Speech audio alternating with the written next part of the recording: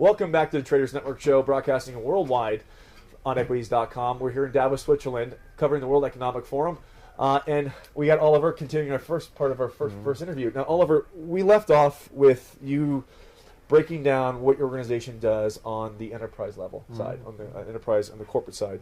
Let's talk about a little bit what you do for financial institutions, funds, investment banks, those sorts of things. You help these organizations find a way to dip into the blockchain industry. Exactly. We developed a methodology called DLT 360, where we have a 360 view on those projects in the field, in the distributed ledger economy, and advise them in which projects to invest. And how did you come up with that?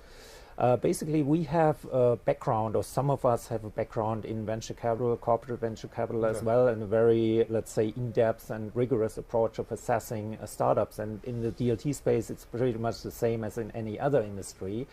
You have to look at what this team is really trying to accomplish and whether they solve a real problem and whether the tech is good. Right, right. You know what? So we're in Davos. This is the World Economic Forum. Let's talk a little bit about where the Goldilocks sectors are. Like the Goldilocks, what industries right now would you be guiding in financial institutions to be looking at? You know, we've seen a lot of use case scenarios, you know, rise and fall, particularly because they've got their front end solution, but necessarily the back end solution. And we had a conversation prior to this talking about there needs to be a hybrid between the two. That there's an opportunity to consolidate. But what are you looking at in 2019? In 2019, we are currently looking at asset tokenization. That's a big topic. For example, we have a client who owns a large portfolio of decentralized or sustainable power generation, photovoltaic plants and similar things. And they want to basically open that up for new liquidity by tokenizing these assets. And how far away do you think they are from that? From getting there? It's probably the infrastructure to do that is currently being built with smaller exchanges like Stuttgart Börse in Germany. Right. That's maybe half a year away. So and by that time, we're talking before the end of the year.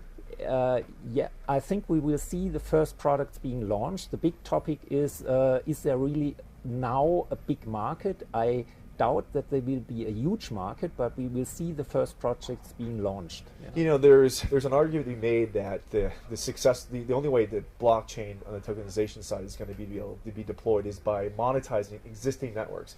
So instead of trying to aggregate users into an ecosystem, you take a current ecosystem and you deploy a monetization marketplace within those. And so the organizations then market to their existing customers. And that's what Facebook is doing, for example, or tries to do. Well, there we go.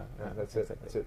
Well, listen, I'd love to have you back before we head out of here. I don't know what your schedule looks like, but I'd love to have you back. We get to cut to a commercial break in a minute. Is there anything else you'd like to bring up? Well, I think crypto collapse, blockchain is great. There you go. Maybe. there you go. Listen, you're watching the Traders Network Show.